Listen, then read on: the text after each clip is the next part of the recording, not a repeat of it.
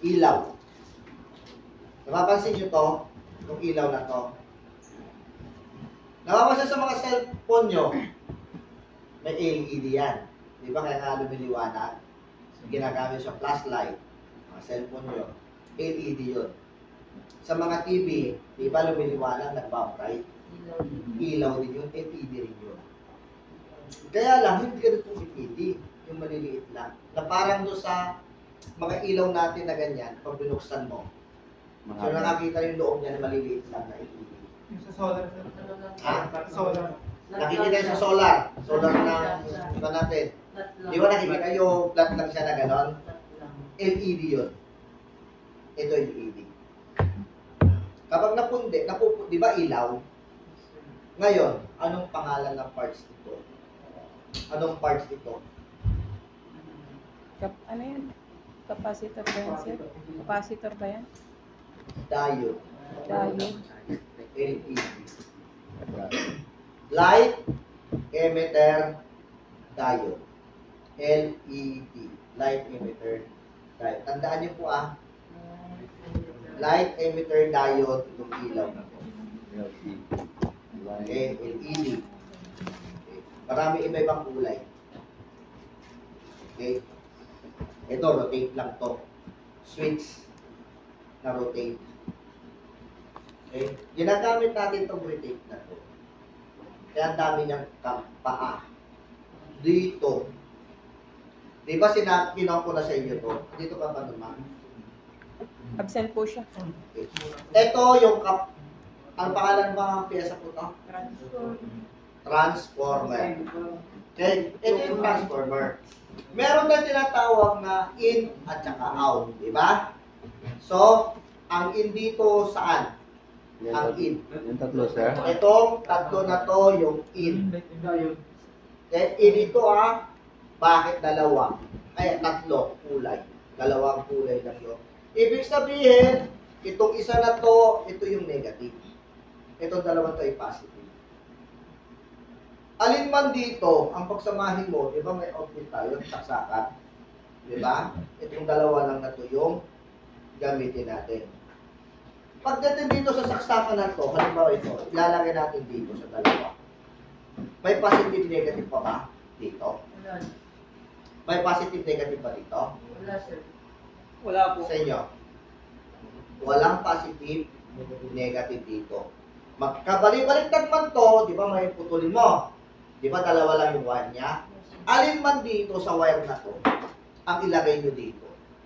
Walang problema. Wala siyang positive, negative. Pero, pagdating dito, papasok niya dito sa transformer, meron na ba siyang positive, negative? Pagpasok, walang negative, positive. Tama? Paglabas, ito yung tinatawag natin na out. Meron na, wala? Meron na. Wala rito, paglabas, may positive, negative na siya. Ngayon, ang daming wire, di ba? Napansin nyo, daming wire. Ngayon, may color tube siya. Paano mo malalaman ngayon dito na saan dito yung negative? So, ang negative dito, usual na ginagamit na negative itong black. Ngayon, lahat ito ay positive. Okay. Magkakaiba sila ng voltage. May kanya-kanyang voltahe kapag ganito nakarami. Pero kung dadalawa lang, wala yan. At ito, wala rin ito. Yan, sa transformer. Ito na lang yung makikita nyo, dalawa. Dalawa. Paano nyo malalaman dito kung nasaan yung input at saka output sa transformer?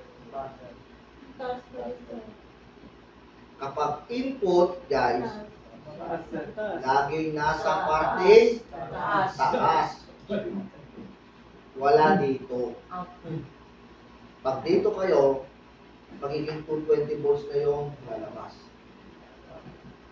mag-inverter na kayo. 12 volts lalabas, 220 volts. Ano mangyayari sa appliances nyo? Sunog. Sabog na nun. Kuha nyo? Ano mangyayari sa appliances mo? Kaso 12 volts lang yung sunog.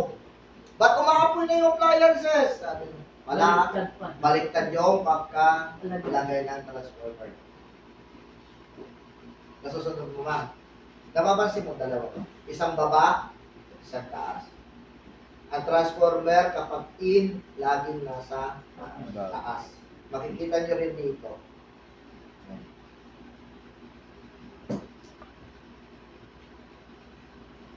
Dito, nakikita dito guys. Ma, sa tingin mo, ilang volt, anong nakalagay dyan? Na voltahe yung output niya. Makikita dyan, yung output. Input. Ilan ang input? Pag sinabing input, ayun yung sasaksakan. Oo. Yung output, parang Yung palabas. napapabaliktad. In, papasok, Yung in. out, palabas. Okay. Asan ba yung saksakan? Na ito. Yan. Okay. Ito ang tinatawag na input. Tama po? Oo. Input. Pag sinabing output, yung papasok doon sa Lumabas. appliances. Oo. O yun ang kailangan natin sabihin. Hindi ko rin makikita yun eh. Tama? Yes, ma'am. Ito, input. Input. O, napapabaliktad na natin. Input kasi ito yung yan sa saksakan. And then, output. Okay. Yun ang kailangan maintindihan ko kasi parang nakapagbaligtad ko. Input, papasok, output. Diba? Lalabas. Lalabas. Yung pupunta sa susuplayan. Susuplayan na. So, ang input niya is 220. Ang 110 to 220. Output. Yan. Yun yung Input. input. Okay. Kaya yan yung output niya. Yung May nakasulat output dyan. niya, sa dito kasi tatlo. Marami yan, ma'am. Marami. Ayan. Ito ay kung nasa baba. Lahat yan. Okay. Ano yung zero?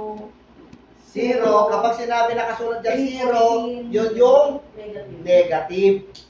Yung kapag zero negative. Negative. Tapos yung sumunod na number, Is 3. 3. And then 4. 4.5, Ay, 4.5. And then 6, 9. 9, Tapos 12. 12 volts. So yun. Yun yung output ng transformer na to. Ng appliances na yun. Hindi, ito ma'am. Transformer. Oo nga. O, Itong kasi, transformer. Ito guys, hindi naman ito ginagamit sa isang appliances. Kadalasan ang ginagamit lang natin sa appliances, isang ito. Dalawa lang. Okay? Kung ang appliances mo, gumagamit lang siya ng 12 volts, so, ang kukunin mo lang dito, halimbawa, marami to. Ang nabili mo, para hindi na tayo bibili pa ng iba, eh merong ang dami niyang supply. Okay? Eh, 12 volts lang yung kailangan ko dito. So, ang i-connect mo lang, negative at saka yung 12 volts. Ito, wala na siyang connection. Nakaabang lang to. Okay? Napapansin nyo rin, meron tayong mga battery. Napapansin nyo? Okay. Yung mga battery natin, may mga volts yun eh. Yung maliliit, 1.5. Meron tayong 9 volts. Diba? Parang ganito lang dito. Meron tayong battery 12 volts.